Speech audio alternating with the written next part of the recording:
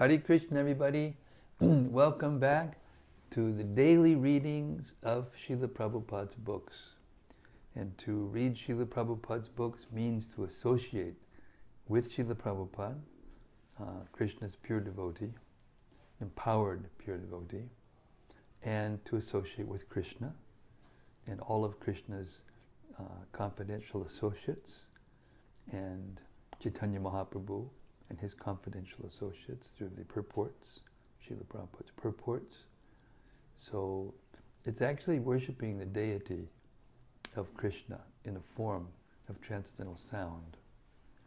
The Bhagavatam and the holy name, the Mahamantra, these two things, and worshipping the deity form of Krishna, these are the basics of Krishna consciousness, the basis of real life, actually, spiritual life, devotional life. So we welcome all of you out there in cyberspace. Please share. If you please like it and share it, and let us build more and more devotees who are attached to hearing the Srimad-Bhagavatam, because this, according to the Bhagavatam itself, and especially Srila Prabhupada's purports, is the process for becoming attached to Krishna. First to become attached to hearing, then to attached to serving, then attached to actually the form and personality of Radha and Krishna, Chaitanya Mahaprabhu, and all the other great personalities that live with them eternally. So, one of those personalities is Sanatana Goswami. He has a form in Chaitanya, the eternal Chaitanya Leela, in Shweta-dvip, in Goloka Vrindavan. And he also has a form in Krishna Leela as a Manjari, intimate associate and servant of Rupa Goswami and Radha and Krishna. Okay, so he glorified the Srimad-Bhagavatam with his Srimad-Bhagavata Mahima Stotram, and it goes like this. Sarva Shastrabdi Piyusha, Sarva Vedaika Satpala, Sarva Siddhanta Ratnadya, Sarva Lokaika Drikprada. O nectar from the ocean of all scriptures, singular fruit of all the Vedas, rich mine of the precious gems of all conclusive truths, you are the only giver of sight to all the worlds. Sarva Bhagavata Prana, Srimad-Bhagavata Prabho, Kalidvandoditaditya, Sri Krishna Parivartita. O life air of all the Supreme Lord's devotees, O Master, Srimad-Bhagavatam, you are the sun risen in the darkness of Kali. You are the exact image of Sri Krishna. Paramananda Pataya, Prema Varshakshadayate, Sarvada Sarvasevyaya, Sri Krishnaya Namostume. I bow down to you who are supremely blissful to read. Your every syllable pours down a flood of prema. You can always be served by everyone. You are Sri Krishna himself. Madeka Bando Matsangin, Madguru Mad Mahadana, Manistadaka Mad Bhagya, Mad Ananda Namostute.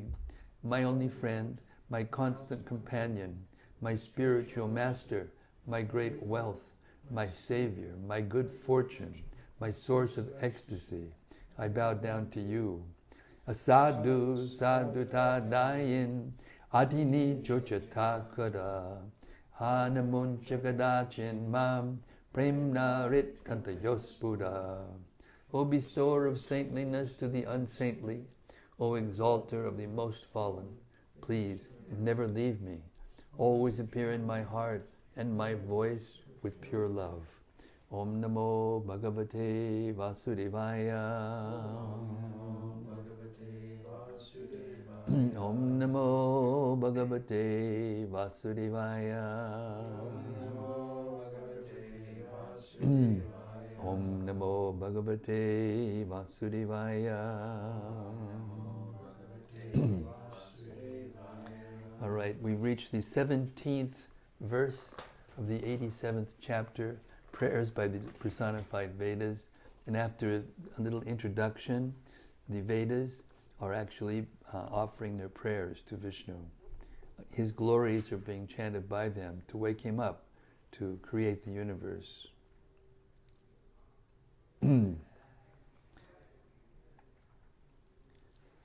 The personified Vedas say, only if they become your faithful followers are those who breathe actually alive.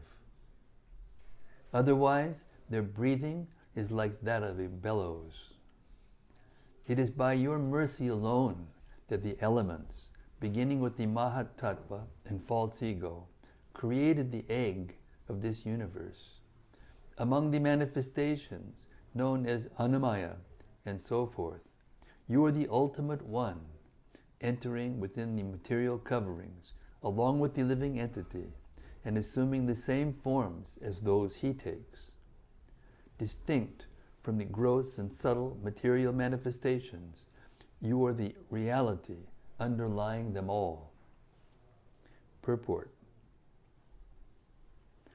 Life is without purpose for one who remains ignorant of this most well-wishing benefactor and thus fails to worship him. Such a person's breathing is no better than the breathing of a blacksmith's bellows. Prabhupada used to make that sound. The gift of human life is a fortunate opportunity for the conditioned soul, but by turning away from his Lord, the living being commits spiritual suicide. In the words of Sri Ishopanishad 3, Asurya nama te loka andina tamasavritaha tangs te pratyak bigachjanti yeke chat mahano janaha. The killer of the soul, whoever he may be, must enter into the planets known as the worlds of the faithless, full of darkness and ignorance. Asuryaha means to be obtained by demons. And demons are persons who have no devotion for the Supreme Lord, Vishnu. This definition is stated in the Agni Purana. Dvau bhuta sargau lokesmin daiva asura eva cha Vishnu bhakti paro daiva asuras tad viparyayaha. Bhagavad Gita 16:6. There are two kinds of created beings in this world, godly and demoniac. Those dedicated to the devotional service of Lord Vishnu are godly, and those opposed to such service are demoniac. Similarly, in the Brihad Aranyaka Upanishad 4.4.15 states, Nachet avedin mahati vinasti ye tad vidur amritash te bhavan chahar tere ahe tere dukam mahati vinastihi. Oh, I'm sorry, I didn't do that properly. I'll do it again.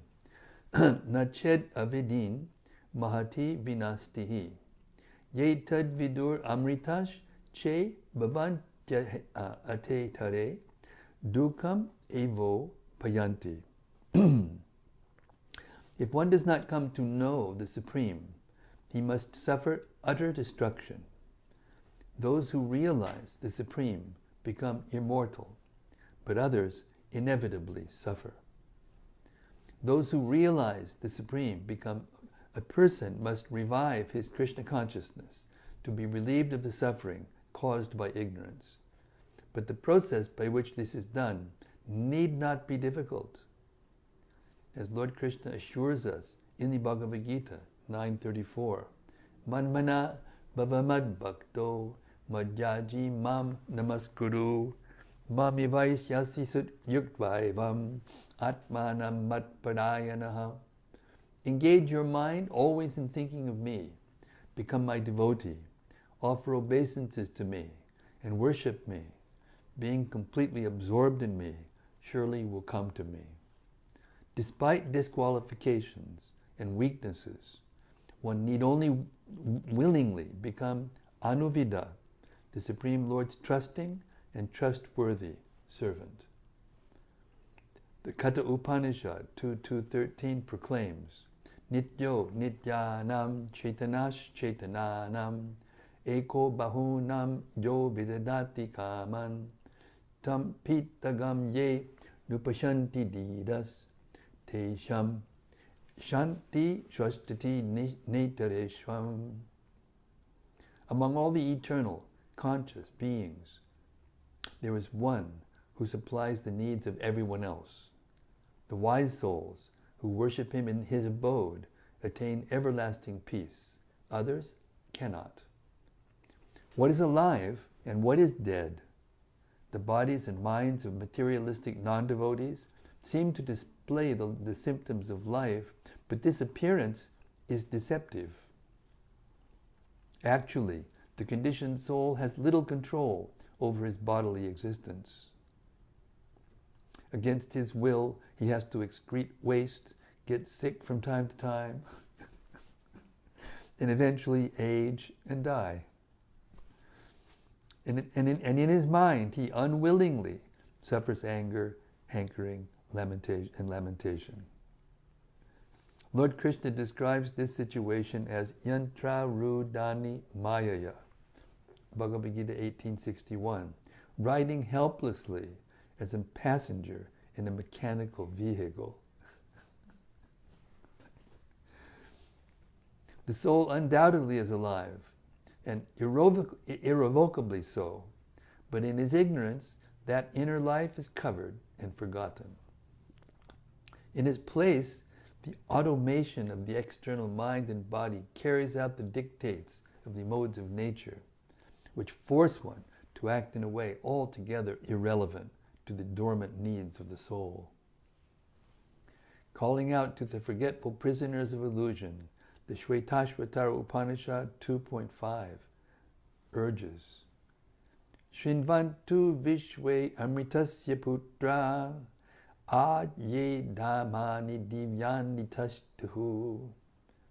All you sons of immortality, hear, you once resided in the divine kingdom. There it is, right there. Black and white. So on one hand, what is normally viewed as living, the material body, is in actuality a dead machine without being manipulated by the modes of nature. And on the other hand, what the materialist condescendingly views as inert matter meant for exploitation is in its unknown essence connected with a living intelligence vastly more potent than his own. The Vedic civilization recognizes the intelligence beyond nature as belonging to demigods who preside over various elements and ultimately to the Supreme Lord himself. Matter, after all, cannot act coherently without the impulse and guidance of a living force.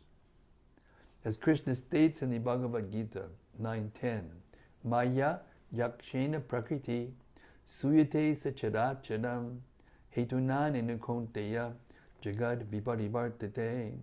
The material nature, which is one of my energies, is working under my direction, O son of Kunti, producing all moving and non-moving beings. Under its rule, this manifestation is created and annihilated again and again. In the beginning of creation, Lord Mahavishnu glanced at the dormant material nature, Prakriti. Thus awakened, the subtle Prakriti began to evolve into more concrete forms. First the Mahat, then false ego, in conjunction with each of Prakriti's three modes, and gradually the various material elements, including intelligence, mind, the senses, and the five physical elements with their presiding demigods. Even after becoming separately manifested, however, the deities responsible for the various elements could not work together to produce the perceptible world until Lord Vishnu, by his special mercy, once more intervened. This is described in the third canto of Srimad-Bhagavatam 3.5, 38, and 39. eti deva kala vishno kalamayang shalinganaha nanatvat swakriyani shak prachur pran jalayo vibhum deva uchu namate deva padarda vindam prapanatapo pasyamat atmapatram yan mulaketa yatayong jashoru samsara dukam bahur ut achipanti. The controlling deities of these physical elements are empowered expansions of Lord Vishnu. They are embodied by eternal time under the external energy, and they are his parts and parcels. Because they were entrusted with different functions of universal duties, but were unable to perform them, they offered fascinating prayers to the Lord.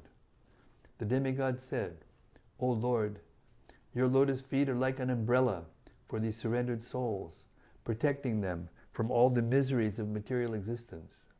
All the sages under that shelter throw off all material miseries. We therefore offer our respectful obeisances unto your lotus feet." Hearing the prayers of the assembled demigods of the elements, the Supreme Lord then showed his favor. Bhagavatam 3:6, 1-3. Itita sam sushaktinam satinam asamet yasaha prapsupta lokatantranam nishamya gatim ishwaraha kala samgyam tada devim bibrach chaktim urukramaha trayoving shatitatmanam ganam yugapad avishat. So nu pravishto bhagavangs cheshtarupena tanganam binam samyojayam asa suptam karma prabodayan. The Lord thus heard about the suspension of the progressive creative functions of the universe due to the non-combination of his potencies, such as the Mahatattva. The Supreme Powerful Lord then simultaneously entered into the 23 elements with the goddess Kali, his external energy, who alone amalgamates all the different elements. Thus, when the personality of Godhead entered into the elements by his energy, all the living entities were enlivened into different activities, just as one is engaged in his work after awakening from sleep. In Krishna, Srila Prabhupada explains the 5 levels of ego covering the self. Within the body there are 5 different departments of existence, known as Annamaya, Pranamaya, Manomaya, Vijnanamaya, and at last Anandamaya. In the beginning of life, every living entity is food conscious.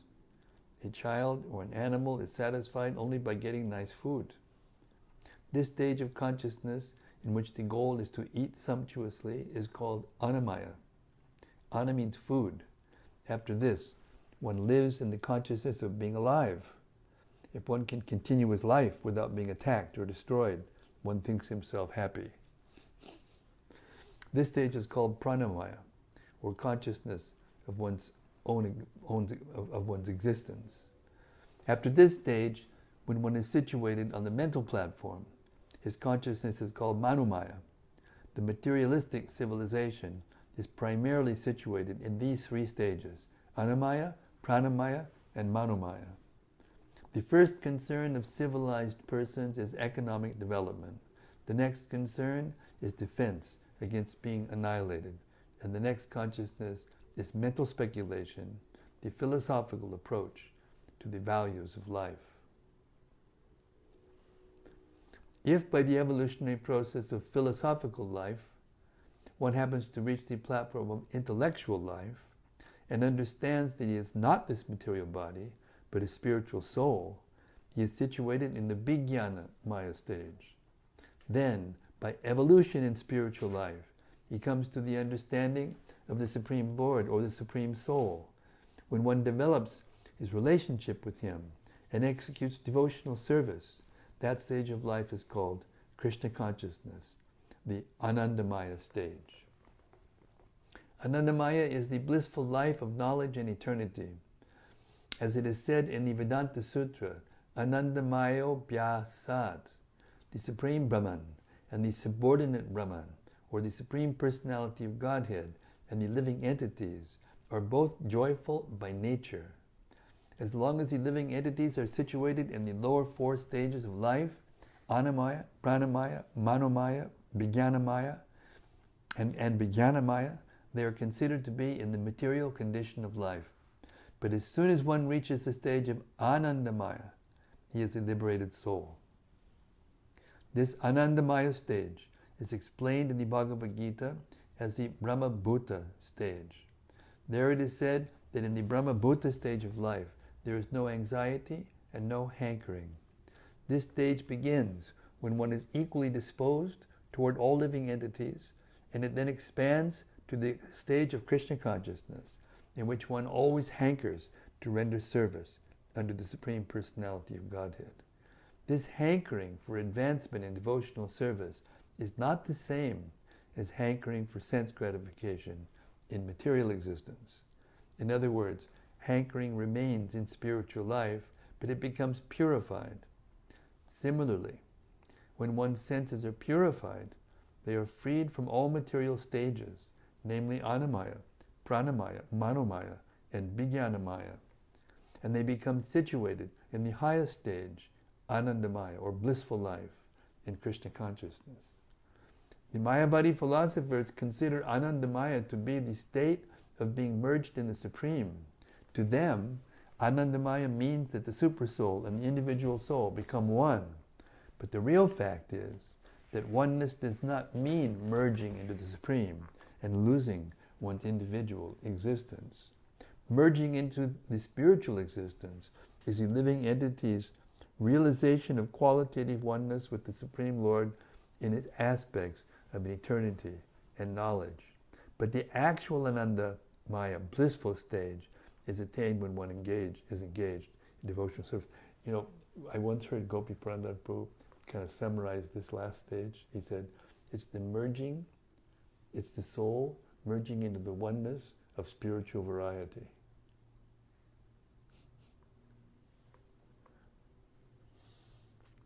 That is confirmed in the Bhagavad Gita. Mad bhaktim labate param. Here Lord Krishna states that the Brahma Bhuta Anandamaya stage is complete only when there is an exchange of love between the Supreme and the subordinate living entities. Unless one comes to this Anandamaya stage, his breathing is like the bellows of a blacksmith's shop. His duration of life is like that of a tree, and he is no better than the lower animals like the camels, hogs, and dogs. In accompanying the jiva within the coverings of Maya, the Paramatma is not bound by karmic entanglement as the jiva is. Rather, the Supreme Lord's connection with these coverings is like the apparent connection between the moon and some tree branches it is seen through.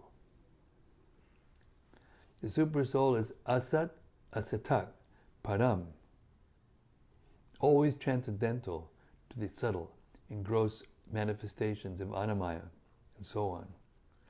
Although he enters among them as the sanctioning witness of all activities. In their final cause, the Supersoul is, in one sense, identical with the manifest products of creation, but in his original identity, Sarupa, he remains distinct. In this second sense, he is the Anandamaya alone, the last of the five koshas. Therefore, the Shrutis address him here as Abhishesham, the residual essence.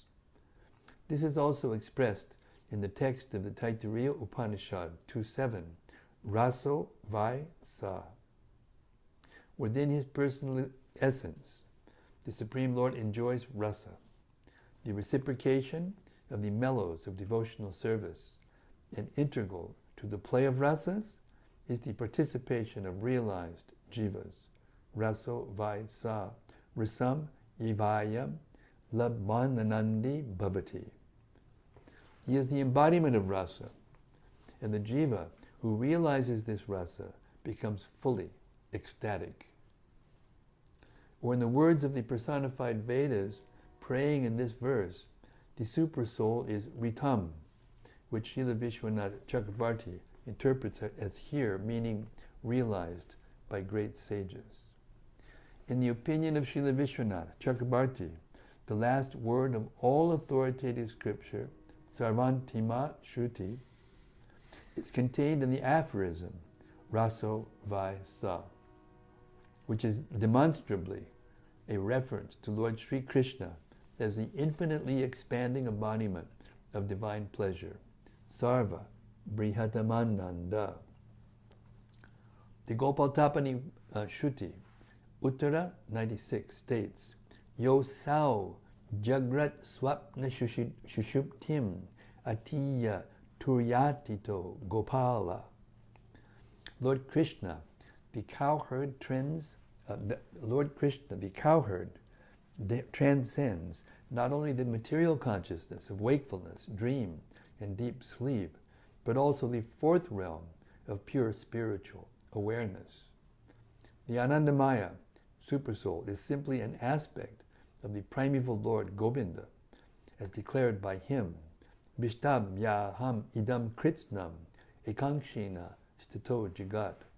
With a single fragment of myself, I pervade and support this entire universe.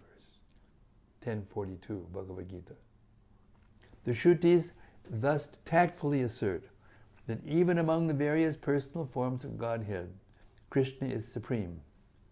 Understanding this, Narada Muni will later offer obeisances to Lord Krishna in the words Namastasmai Bhagavate Krishnaya Malakirtaye, text 46, even though he is standing in front of Lord Narayana Rishi.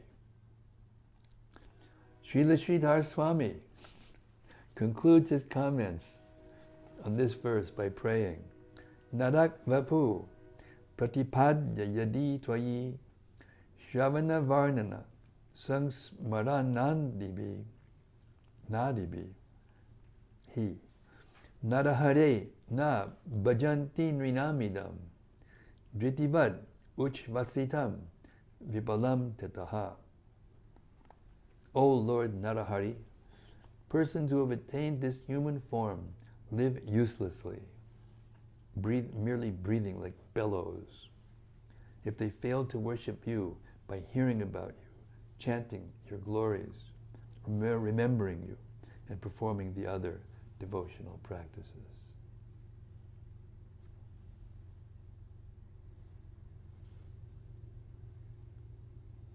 What a purport. The whole thing is there, A to Z. Just like Prabhupada. Just like Prabhupada.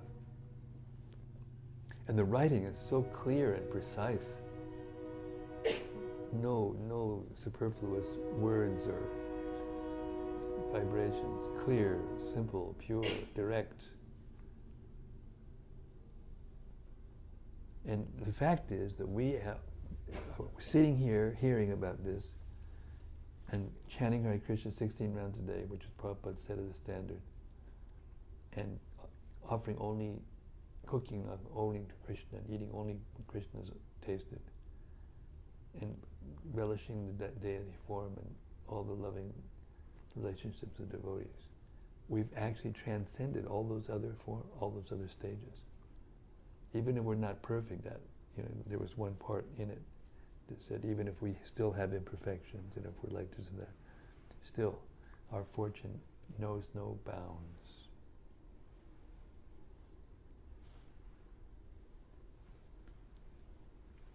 Text 18.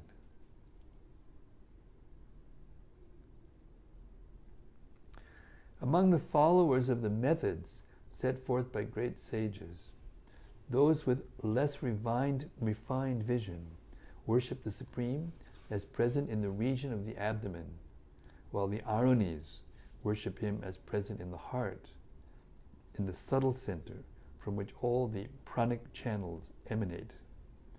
From there, O unlimited Lord, these worshippers raise their consciousness upward to the top of the head, where they can perceive you directly.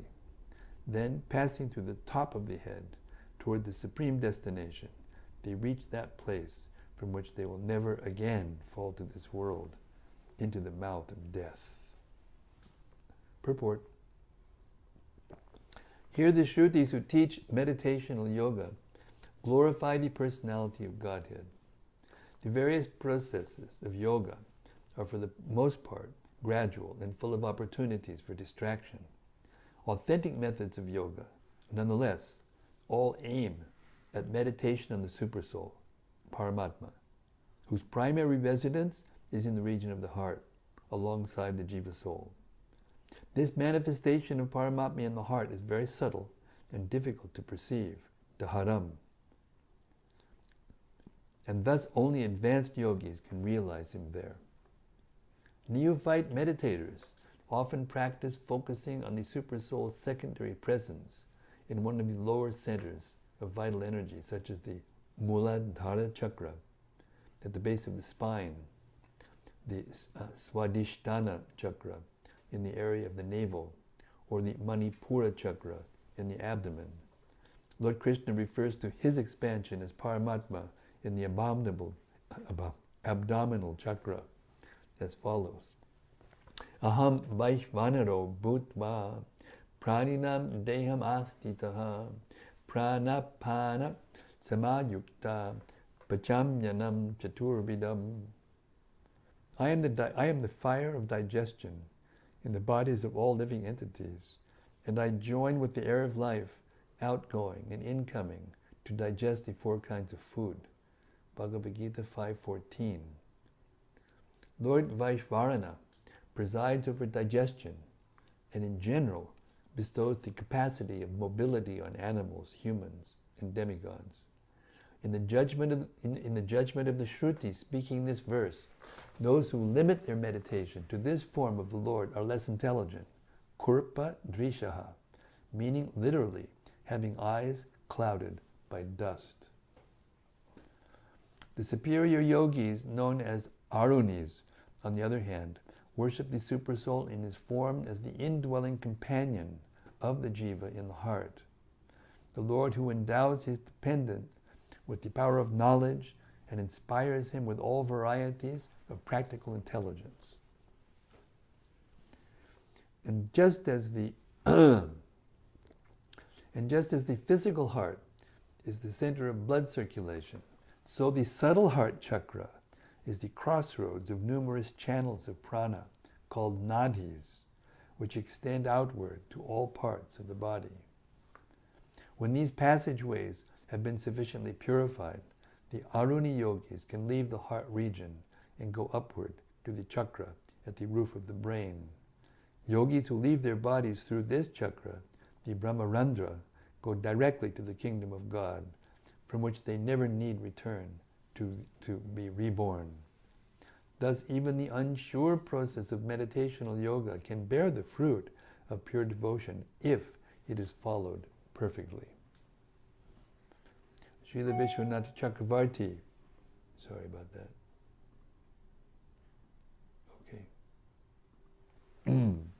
Srila Vishwanath Chakravarti Thakur cites several Shruti mantras that echo the words of this verse. Udaram Brahmeti Shakaraksha Upasate Hridayam Brahmeti Arunayo Brahma Haivaita Iti Urdvam Tvivo Dasar Pat Tachchiyo Shrayate. Those whose vision is clouded identify Brahman with the abdomen, while the Arunis worship Brahman in their heart. One who is truly Brahman realized travels upward from the heart to take shelter of the Lord who is manifested at the top of the head. Chitam Chaka Cha Rilasya Nadyas Tasam Murdhanam Aminishvitaika Tayordvam Ayan Amritatvam Vishwan Anya Utkramane Bhavanti. There are 101 subtle pranic channels emanating from the heart. One of these, the Shushumna, extends to the top of the head. Pow. By passing up through this channel, one transcends death. The other channels lead in all directions to various kinds of rebirth. Chandogya Upanishad 866. The Upanishads refer repeatedly to the indwelling Paramatma. Shvetashvatara Upanishad 3:12, 12-13 describes him as follows. Mahan Prabhur Vai Purusha Satvasyaisha Prabhartakaha Sunimalam Imam Praptim Ishano Jyotiravyayaha Angushta Matra Purushontaratma Sada Janana Hridaye Sanivishtaha Hrida Manasisha Manasab Biklipto Yaetad Vidur Amritas Chabhavanti Bhavanti. The Supreme Personality of Godhead becomes the Purusha to initiate the expansion of this cosmos. He is the perfectly pure goal that yogis strive to reach, the effulgent and infallible ultimate controller. Measuring the size of a thumb, the Purusha is always present as the Supersoul within the hearts of all living beings. By exercising proper intelligence, one can realize him within the heart. Those who learn this method will gain immortality. In conclusion, Srila Sridhar Swami prays. Udara dishu yak pungsam chitinto munivartmabihi hanti mrityu bhayam devo ridgatam tam upasmahe. Let us worship the Supreme Lord who resides in the heart. When mortal beings think of Him by the standard procedures established by great sages, meditating upon Him in His expansions in the abdomen and other regions of the body, the Lord reciprocates by destroying all fear of death. Text 19. Translation. Apparently entering among the variegated species of living beings you have created, you inspire them to act, manifesting yourself according to their higher and lower positions, just as fire manifests differently according to the shape of what it burns. Therefore, those of spotless intelligence, who are altogether free from material attachments, realize your undifferentiated, unchanging self to be the permanent reality among all these impermanent life forms. Purport. Hearing these prayers of the personified Vedas, in which the Shrutis describe the Supersoul as entering countless varieties of material bodies, a critic may question how the Supreme can do this without becoming limited. Indeed, proponents of Advaita philosophy see no essential distinction between the Supreme Soul and His creation. In the impersonalist conception, the Absolute has inexplicably gotten itself entrapped by illusion and has thus become first a personal God and then the demigods, human beings, plants, and finally matter. Shankaracharya and his followers take great pains to cite Vedic evidence to support this theory of how illusion is imposed on the Absolute. But speaking for themselves, the Vedas here answer this objection and refuse to lend their authority to Mayavad impersonalism.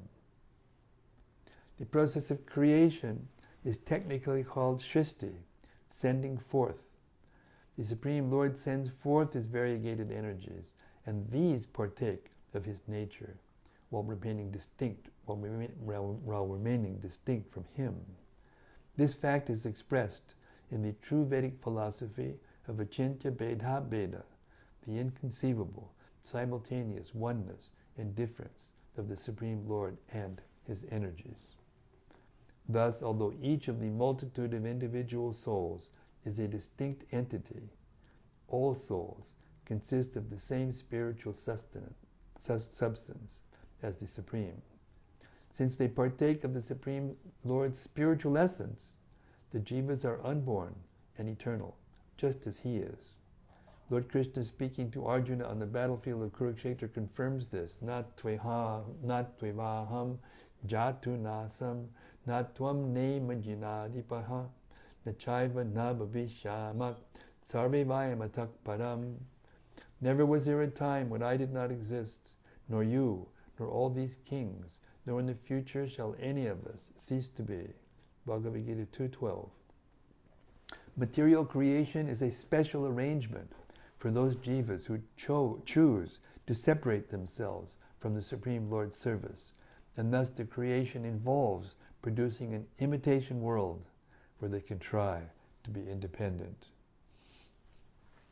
Nicely put, no?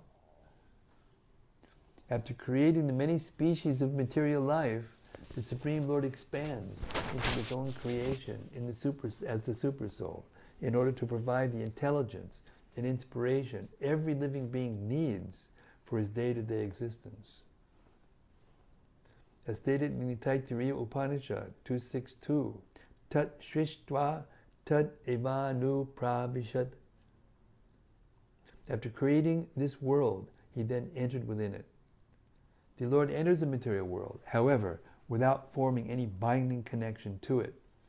This the Shrutis here declare by the phrase Vishana Iva, only seeming to enter.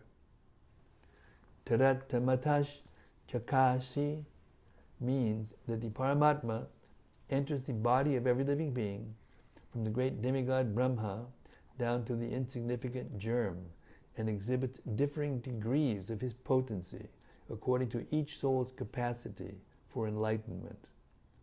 Anavadat Swakritanukiti. Just as fire, ignited in several objects, burns according to the different forms of those objects, so the Supreme Lord, entering the bodies of the living creatures, illuminates the consciousness of each conditioned soul according to his individual capacity. Even in the midst of material creation and destruction, the Lord of all creatures remains eternally unchanged, as expressed here by the word ekarasam. In other words, the Lord eternally maintains his personal form of immeasurable, unalloyed spiritual pleasure. The rare living beings who completely, abitas, disengage themselves from material dealings, or pana, thereby becoming abhibi pranyaba, come to know the Supreme Lord as he is. Every intelligent person should follow the example of these great souls and beg from them the chance to also be engaged in the Supreme Lord's devotional service. This prayer is recited by Shrutis whose mood is similar to that expressed in the following mantra of the Shvetashvatara Upanishad 6.11. Eko devak sarvabhuteshu gudak sarvavyapi sarvabhutantaratma karmadyakshat sarvabhutadivasak sakshi cheta kevalo nirgunascha. The one Supreme Lord lives hidden inside all living creatures. He pervades all matter and sits within the hearts of all living beings. As the indwelling Supersoul, he supervises their material activities. Thus, while having no material qualities himself, he is the unique witness and giver of consciousness. Srila Sridhar Swami submits his own prayer. Swa nimiteshu karyeshu taratamya vibarjitam sarvanushyatu sanmatram bhagavantam bhajamahe. Let us worship the Supreme Lord, who enters the products of his own creation, yet remains aloof from their superior and inferior material gradations. He is the pure, undifferentiated existence pervading everything. Text 20. 17, 18, 19. Maybe we're going to get four verses done today.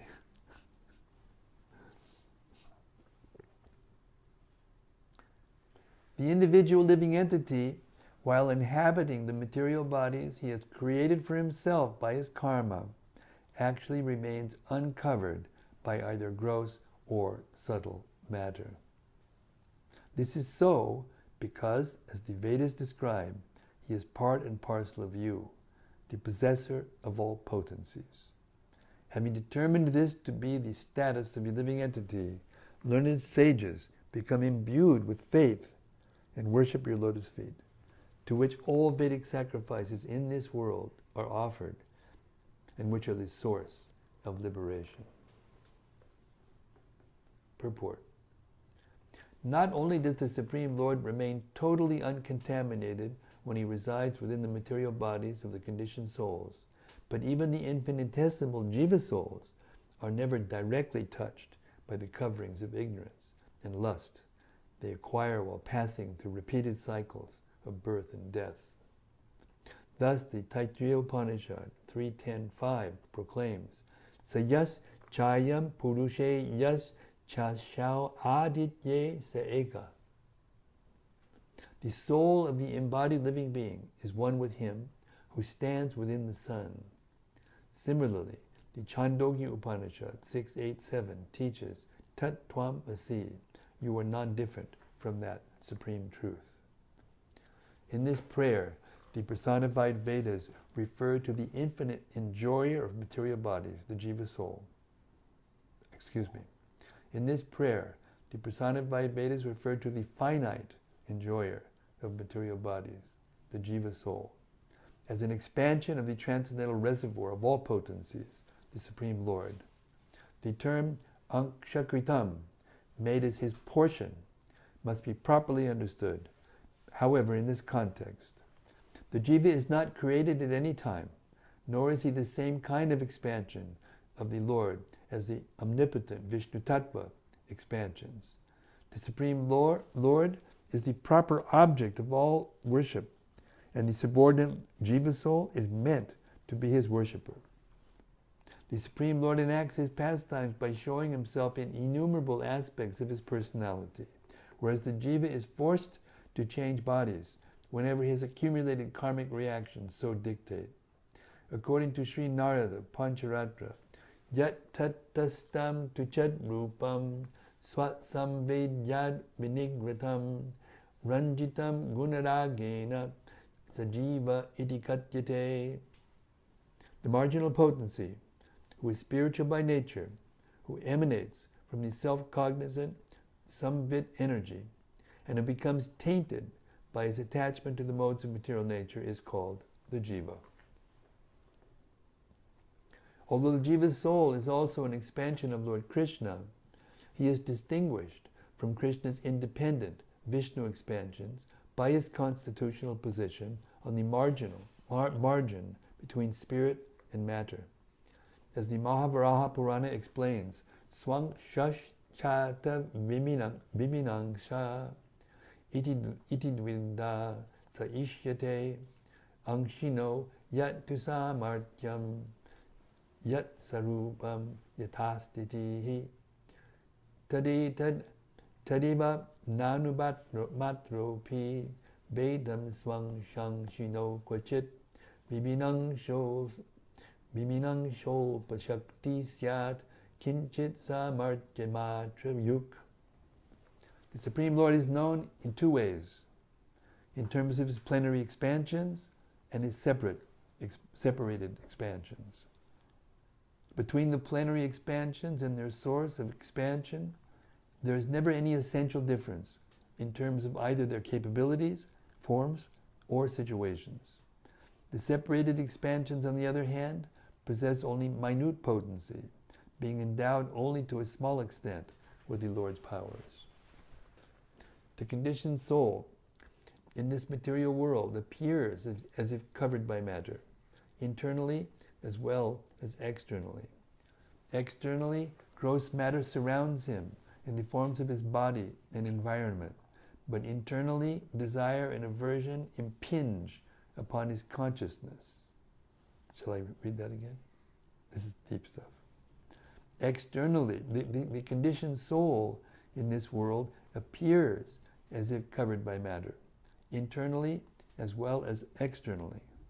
Externally, gross matter surrounds him in the forms of his body and environment, while internally, desire and aversion impinge upon his consciousness. But from the transcendental perspective of realized sages, both kinds of material covering are insubstantial. By logically eliminating all material identities, which are misconceptions based on the soul's gross and subtle coverings, a thoughtful person can determine that the soul is nothing material. Rather, he is a pure spark of divine spirit, a servant of the Supreme Godhead. Understanding this, one should worship the Supreme Lord's lotus feet. Such worship is the fully bloomed flower of the tree of Vedic rituals. One's realization of the splendor of the Lord's lotus feet, gradually nourished by the offering of Vedic sacrifices, automatically bears the fruits of liberation from material existence and irrevocable faith in the Lord's mercy. One can accomplish all this while still living in the material world, as Lord Krishna states in the Gopal Tapani Upanishad, Uttara 47. Mathura mandale yastu jambudvipe stito tava yor chayet pratiman prati same priyataro bhuvi. One who worships me in my deity form while living in the district of Mathura, or indeed anywhere in Jambudvipa, becomes most dear to me in this world. Srila Sridhar Swami prays. Here we come to the end of the purport without even looking. Tvad angshasya mameshana tvanmaya kritabandhanam tvad angri sevam adishya parananda nivartadya. My Lord, please free me, your partial expansion, from the bondage created by your Maya. Please do this, O abode of supreme bliss, by directing me to the service of your lotus feet. Hare Krishna.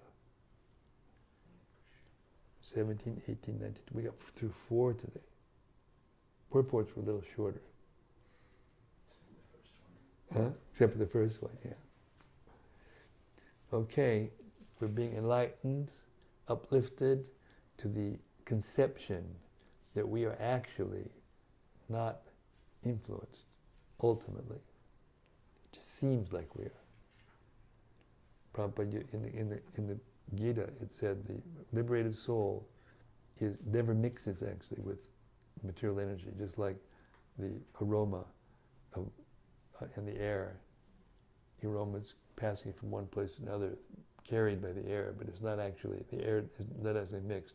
The aroma goes over here, and the air over here stays the same. That's simplistic, and it's more complicated, but that's in essence what's going on.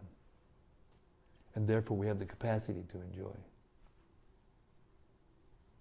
And we try to enjoy the mode of ignorance, then we feel happy in ignorance.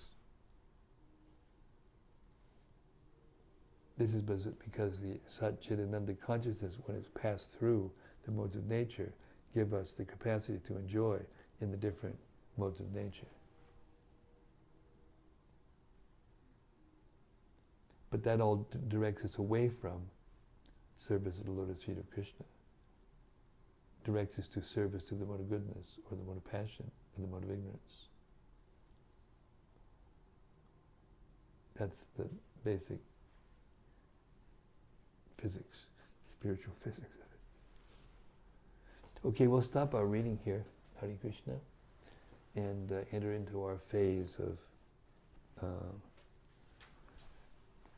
the open mic.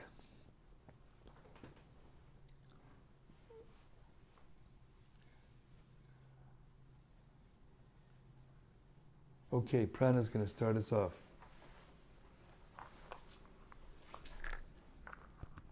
Prana Hari, our fearless leader.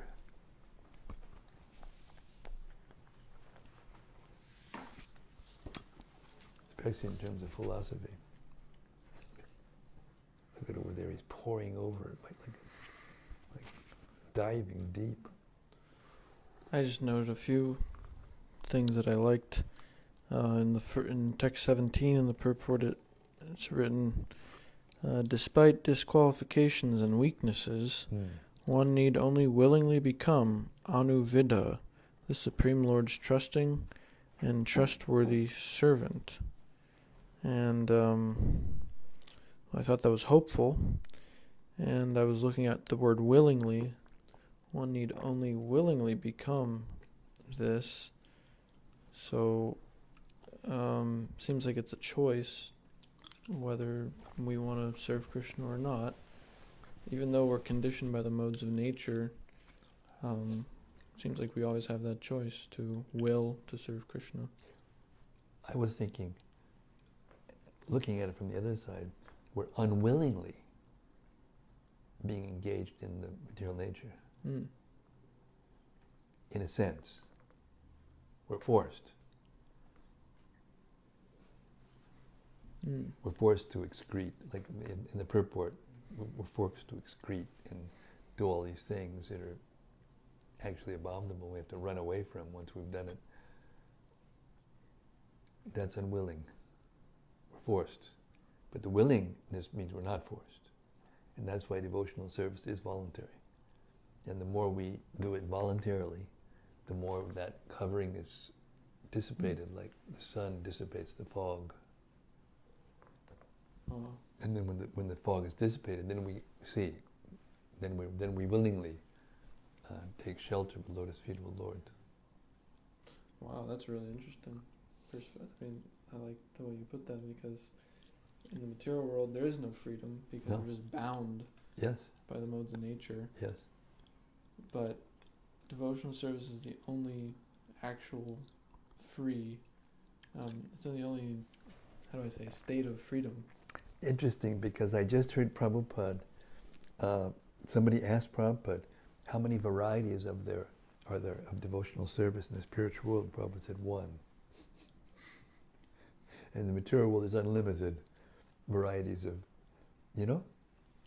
but in the spiritual world it's only one, devotional service to Krishna. And therefore there is no higher or lower. Devotees who get caught up in, I want to be a gopi because that's the most intimate, and they don't want to hear about anything else, or they're not want to hear about any other Krishna. Means they're imposing a material conception on higher and lower. Because here we're trying to be the best, we're trying to be the controller, we're trying to be the enjoyer and the exploiter and the better than anyone else. We're trying to be God, actually. That's the essence of it, the gist of it.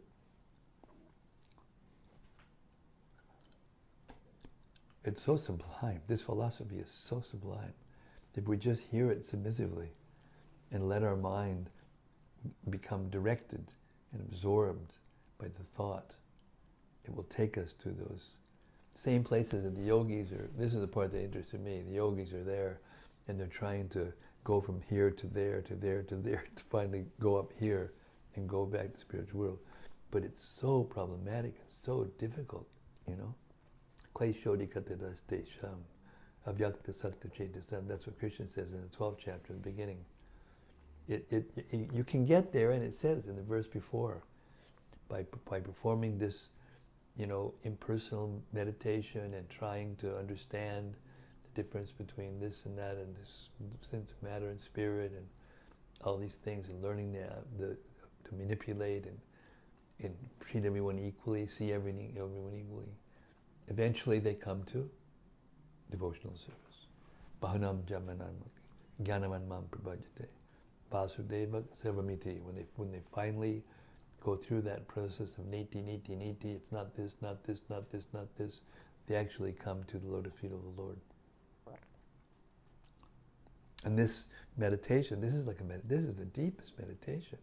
Prayers of Personified Vedas, explaining the Lord's identity and how He's related to the material world and how we're related to both and how we can choose. And that's our real freedom. What a gift. Just theoretically accepting it and acting theoretically like this, it's the greatest gift. And eventually it will take us out of our material conceptions and we taste it. Anandamaya Vyasat. I like the Anamaya, the baby. The first thing a baby does when he gets something, he puts it in his mouth. Any living species, the first thing, they just bought next door little Janaki. They bought her a little, for Christmas, a little kitchen. They've got a little thing like that. She can stand there. She's got a pot that looks like a stove, and she's over there. And she is just in ecstasy. She's looking, oh yeah, I can do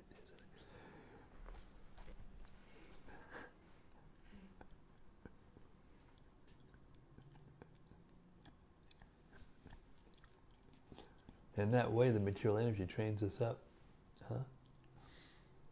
Beginning with their mother and fathers, we get so attached to, when they leave, we get practically lost. I remember when my mother and father, when my father left early, when my mother finally left, it was like I had a cathartic experience and I cried for a day or two, and then I felt something special, liberated,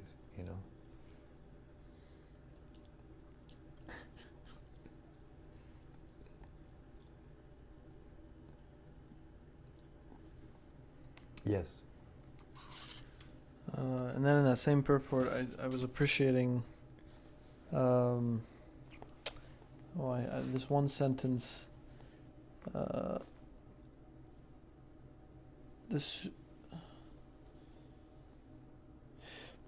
As he's talking about the material manifestations, as their final cause, the supersoul is in one sense identical with the manifest products of creation, but in his original identity, Swarup, he remains distinct.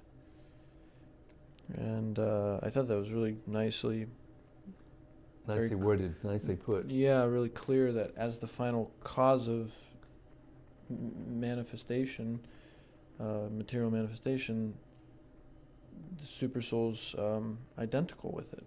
Yeah. Because he's the final cause, he's the ingredient cause. I think we heard about. But but in his original identity, Swarup, he remains distinct. I thought that. Yeah, because that's where the Mayavadis mix. That's what it's described in that purport. They mix, and they think that the impersonal gets affected by the modes, and then assumes a personality, being affected by ignorance. That's the only way. That's the only way out that they can think. Because otherwise there's more than one. There's two. There's the Lord and there's his energy. But they don't like that because they think that means that the absolute truth would be changeable.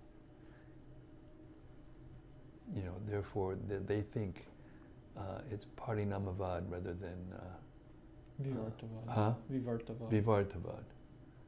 Yeah. The Vivartavad is. Anyway, they think, they use the example of the snake and the rope, and they think if a rope is a certain, coiled in a certain way, and the light is a certain way, then they can mistake it as a snake, and they think this is the illusion, and it is illusory that they think it's a snake. But it's not that snake is, the idea snake has to be there. That's the first point. Jiva Goswami said this.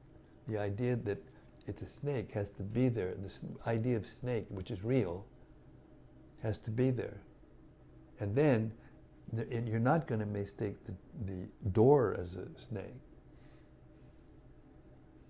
So there has to be a similarity of form.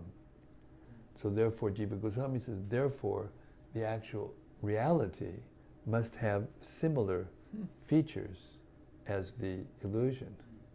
Otherwise, you couldn't mistake it one for the other. Vivartavad. And this is the difference between Mayavad and actual spiritual philosophy. I mean, lately I've been using this example of the information content and how a form that creates another form, this form that's created has to have at least no more, if not less. It can't have more information content than the source of its creation. So if you just follow that through logically, the source of everything must have all the information content. It has to have, as Prabhupada put it, it has to have everything within our experience and without our experience in order to be the absolute truth. And that's the idea that the form of Krishna, his energy is emanating from him, and that energy is transforming, but he's not transforming. Even when he expands himself, he is not transforming. Unless you get that, then Lord Chaitanya gave Ananda Chintya Beda Beda Tattva, simultaneously one with and different from, inconceivably. Inconceivable to the conditioned soul. Yes? So I have two more. Yes, please. I mean, you're doing great. And then in text 20's purport, we heard this definition of the jiva from the Narada Pancharatra. The marginal potency who is spiritual by nature, who emanates from the self-cognizant samvit energy, and who becomes tainted by his attachment to the modes of material nature is called the jiva. And I've heard devotees say something which I wasn't certain about. I thought it was a little bit of a Mayavad conception. Well, not so much maybe, but kind of just a concoction. They said the jiva is not part and parcel of Krishna as much as the jiva is part and parcel of Srimati Radharani. So I was curious, does this verse confirm or how do I say? It's partial. It's partial understanding. It's not a complete understanding. Mm-hmm. What about Lord Balaram? What is Lord Balaram? He's Vishnu Tattva. Yeah. But from him, the energy expands, which creates the material world. Mm-hmm. So the jiva souls are always emanating from Krishna through Lord Balaram. Actually, effulgence is coming because all the forms in the spiritual world are effulgent, self-effulgent. So the jiva souls all come from all the living entities and have not from all living entities. That's not the right way of putting it. But they all have the same source, in the sense that it's the spiritual world, but they have their individual relationships with Krishna, depending on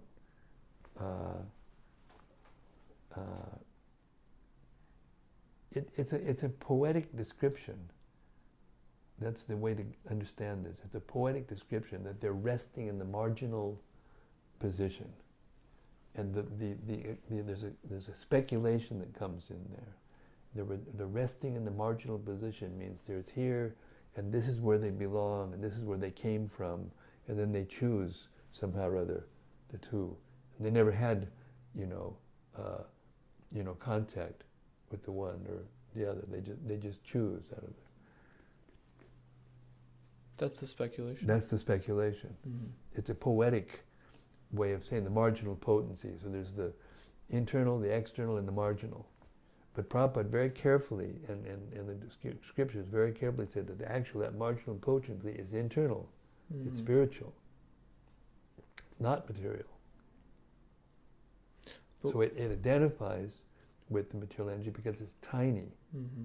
And therefore by its nature, it has a tendency to identify with one or the other. And if you take away that independence, then you don't have a jiva soul anymore. You don't have a soul. And therefore the Mayavadis make the mistake of thinking that there's a merging, and the truth, the absolute truth, the ultimate reality is they just merge and they no longer exist. There's only one being that exists without form. But the reality is that the soul is marginal, the jiva soul is marginal, and when it identifies with the internal energy and lives in the spiritual world, then it changes from a jiva bhuta to brahma bhuta. The term jiva means the soul in the material world, contaminated by the material world, jiva. But when it's in the spiritual world, it's no longer jiva in a sense, it's brahma bhuta. But it's still individual, and it's still dependent, for its existence and its pleasure and everything on the supreme source of all those things. So the samvit potency, the eternal potency, is the potency which gives it a sense of its eternal identity. It's poetic. That doesn't mean that it doesn't have the ananda, the sat and the chit and the ananda. It has all of them, but in one state of existence, the chit is prominent. Sense of chit is prominent. And in another sense, when it's in the Brahmajyoti, when it's in between, then the sat is prominent, but the chit and the ananda are not manifest. They're not prominent. It needs to be in the internal energy for the chit and the ananda to manifest. And it has to be in connection with Krishna for the ananda to be a manifest fully. But when it goes into the material energy, the external energy, then the chit, the ananda is contaminated, and they think that they enjoy the samvit and ananda. They think that they enjoy, as I said before, ignorant activities, or ignorant mode of ignorance, or passion, or even goodness. So it's a matter of sorting through that philosophically and actually understanding it properly, to understand. And Prabhupada explained this so many times. He explained this. Necessary to keep explaining until you're not in the illusion that the soul is, I don't know what they think, it's something different, it's something, it's eternally. The verse that actually says it all is Nitya Krishna Siddha Prema Sabu Prabhu Noi. The Krishna consciousness is eternally, the soul is eternally in Krishna consciousness. It's just in a dream in the material world. Like when you go to you dream at night, and you're covered by that subtle energy, and the subtle energy manufactures forms, and you enjoy those forms, thinking that you are actually those forms, and the situation that you're in is actually real, and therefore you become fearful, or you become romantic, or you become, ecstatic, or you become, bewildered, or whatever.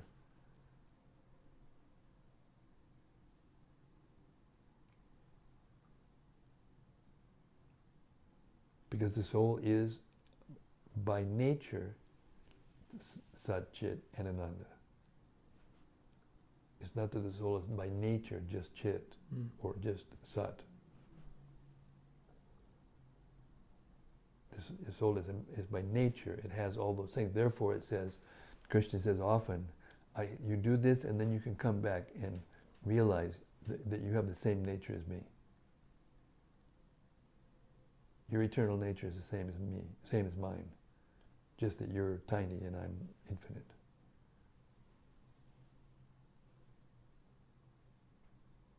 And then, because that's our constitutional position, when we're in that position of devotional service, even when we're here in this world, and we agree, when we voluntarily agree, that was another part of the verses and purports we just heard, then we feel natural, we feel. It starts from goodness.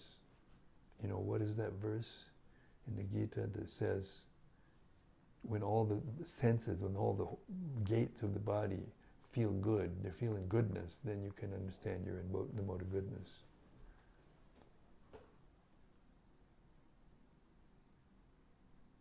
But that stage isn't there unless you're, coming to the conclusion, by following the instructions of Krishna in the Gita. Living in goodness, regulating senses.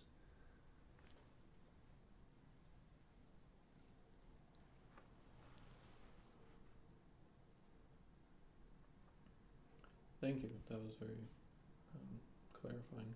Hare Krishna, it's my pleasure.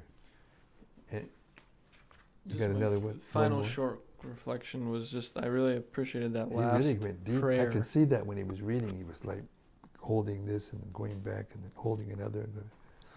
It's nectar. I really like that last prayer. I wish I Sridhar knew that. Swami wrote, "My Lord, please free me, your partial expansion from the bondage created by your Maya. Please do this, O abode of supreme bliss, by directing me to the service of your feet." I thought that was really nice prayer. Beautiful. And that's what he does. In response to those prayers, that's what he does. And if we offer those prayers from our heart, that's what he'll do. It's as simple as that. Therefore, devotional service is easy and enjoyable. It's a struggle because we identify with the body and all the things that are interfering with that taste. But actually devotional service, as Prabhupada points out again and again and again, is actually joyful. Just like here we are hearing this, and when we're hearing it together and trying to understand, we have a whole nother, we're in a whole nother realm, where's our anxiety during? I remember when I was in San Francisco and I started to give classes, first point I got to was this: where's the anxiety now? And everybody would look at each other and go, well, I don't know. Then what are you going to do? You're going to go take a feast, and it's delicious, and it's tasty, and everybody would go, yeah. And we'd make devotees like hotcakes, because we didn't emphasize so much the picayune detail of the rule and the regulation. That's not actually what Lord Chaitanya emphasized, and it's not what Prabhupada emphasized. But we have to follow the basics still.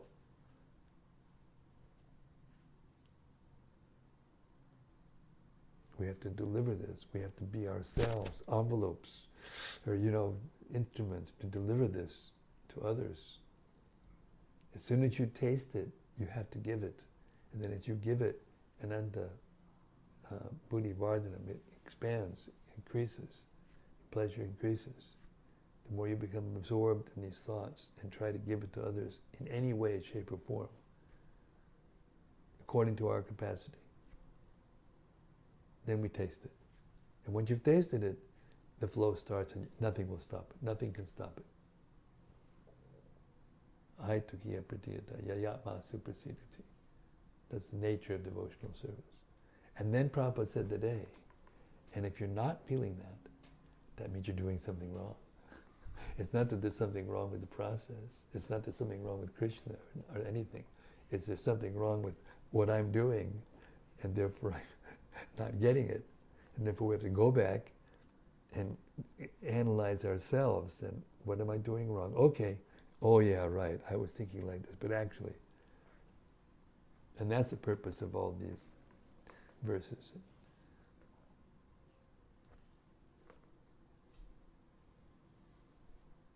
Okay, we'll stop here. Okay, we got 2 questions from the cyberspace. Thanks, Prani Hardy. That was very wonderful. That was very wonderful. Very wonderful. No, it was very wonderful. I don't know about everyone else. I think it was so wonderful. Hare Krishna. The first question is from Jai Shri. Jai Shri. Hare Krishna Jai Shri, Devi Dasi. She was just in Govardhan worshipping Govardhan Shila and being in ecstasy. Govardhan.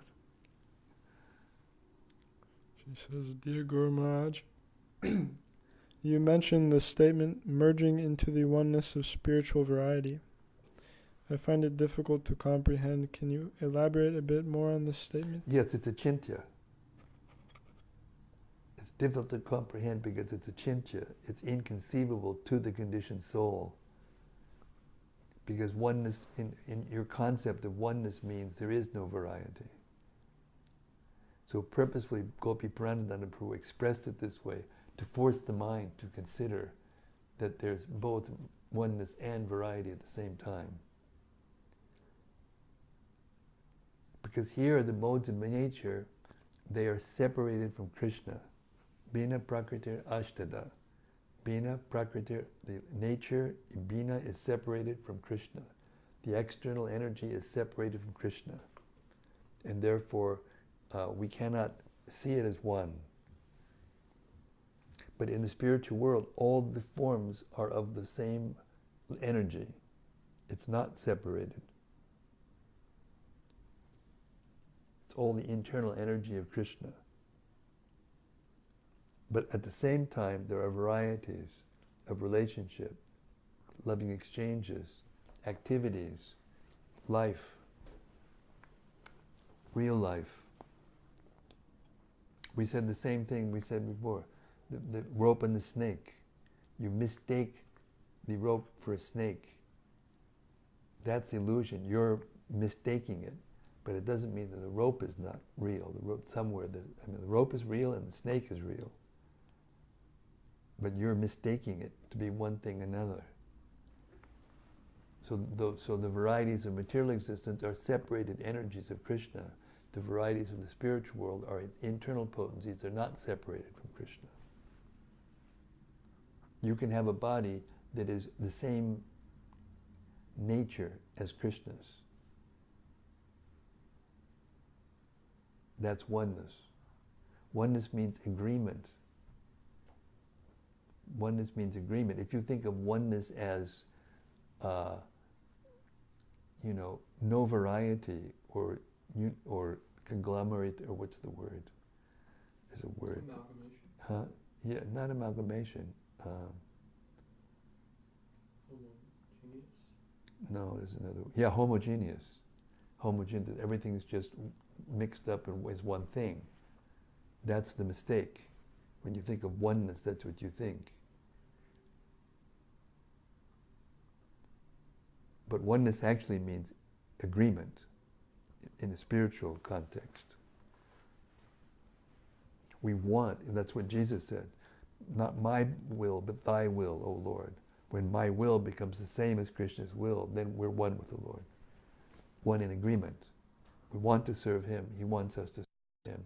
And when we serve Him with varieties of activity, then there's oneness in variety.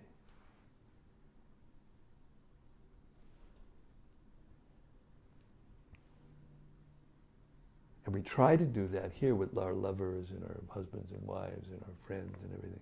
But they're all temporary. The forms are temporary. Therefore, it doesn't last and it's illusory. But there, the forms are not temporary. They're not illusory. And the living exchanges are eternal, and the enjoyments and the activities are eternal. And therefore, there's oneness in variety.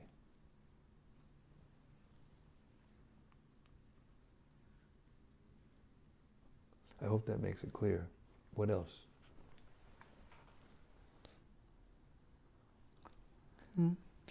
Jayashree says, thank you for your mercy that I was given the opportunity to offer some insignificant seva to Giri Govardhan. And then there's You deserve it. I will not embarrass you by explaining to all the services you do. Hare Krishna. There's also a question from Shiva Kumar. Shiva Kumar, Haribo. He says in verse 20 purport, it says the infinitesimal jiva souls are never directly touched by the coverings of ignorance and lust they acquire while passing through repeated cycles of birth and death. But down in the same purport, it quotes from Sri Narada Panchayatra, quote, the marginal potency, who is spiritual by nature, who emanates from the self-cognizant Samvid energy, and who becomes tainted by his attachment to the modes of material nature, is called the jiva, unquote. How do we understand this? Just like aroma is carried by the air. When a bad smell is being carried by the air, what's the difference? But the air is never contaminated by the bad smell. The air is carrying the bad smell. The cloud and the sky. The cloud, it's not that where the cloud is there, the sky is not there. When it moves over the sky, that part of the sky goes with the cloud, and then there's a hole there in the sky. The sky is all pervading. This is what's described in the Gita. The sky is, always there, always all pervading everywhere. And he says that just as the sky. What was that verse? You got to remember. Remember where it is? Is it 13th chapter? Yeah, maybe. But there's another place, but maybe there's something there. 15th chapter. Huh? 15th. 13th chapter. Oh no, Agyani Namritam Jnanam. That's in the second chapter. Agyani Namritam Jnanam Tesham. Or no, that's the 5th chapter. There's one about the sky in text 33 of 13. Yeah, that's it. That's the one I wanted. 13 of 30, 33 of 13. Yes, the sky, yata sarva gatam saukshmyad, akasham nopalipyate, sarvastra vastito dehe titatma nopalipyate. The sky, due to its subtle nature, does not mix with anything, although it is all-pervading. Similarly, the soul in Brahman vision does not mix with the body, though situated in that body. Purport. The air enters into water, mud, stool, and whatever else there is. Still, it does not mix with anything. Similarly, the living entity, even though situated in varieties of bodies, is aloof from them due to his subtle nature. Therefore, it is impossible to see with the materialized how the living entity is in contact with this body and how he is out of it after the destruction of the body. No one in science can ascertain this. Prabhupada. That's the answer in a nutshell. Or as Krishna says, Mattak Paratanam Nanyat Kinchidasti Dhananjaya Mai Sarvamidan Protam Sutre Manigana Iva. Nothing is superior to me. Everything is resting on me as pearls are strung on a thread. So the pearls, there's a string and there's the pearls, and it looks very symmetrical and very beautiful. But it's the string that's holding it together. And you cut the string and it just falls down and just disperses everywhere. So the Brahman energy, the spiritual Brahman, is the basis of everything. And that transforms into the material energy. Not Krishna not the Supreme Brahman does not transform, but his Brahman, his energy, transforms. Therefore, the Brahman is the string that's holding it all together, the material energy, all the forms. He enters into each atom, and therefore the atoms are attracted and repulsed from one another due to various laws of nature. Yes, it's difficult. It's impossible, actually. Achintya Beda Beda Tattva. To understand how the Lord is everything and is different from everything at the same time, inconceivably. That's why it's so difficult. But it can be understood to a certain extent, according to our capacity. And that's what you have to fix on, rather than fix on the varieties of the material, get bewildered. Keep serving Krishna with single-pointed Vyavasyatmika buddhi or Ekiha Kurunandana Bahushaka Inantasha Buddha Yoga Visayana. When we're fixed on one thing, that's Krishna and his devotional service, then we become fit, we become strong and proper. And when we start to think of all the varieties of material energy, then we become bewildered. Our intelligence becomes splayed over so many material things. And all those things are just like a cloud, a dream, cloud-like dream. That's why it's so rarely achieved. But just because it's so rarely achieved, don't give up. That's the point.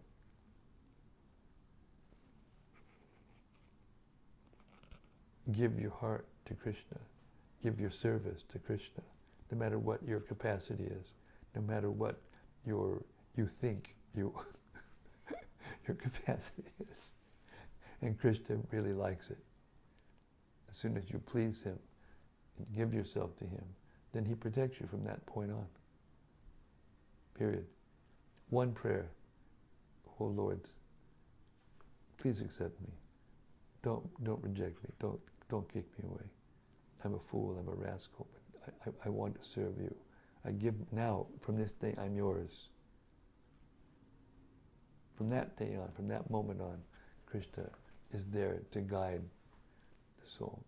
Like we come into Houston, without an address. We're looking for somebody. We don't have any address. Just the name. Impossible. Got to have an address. Got to have a destination.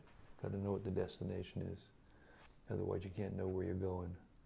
Like that famous line in Lewis Carroll's Wonderland, Alice in Wonderland. She meets the Cheshire Cat, fork in the road. What's wrong with you?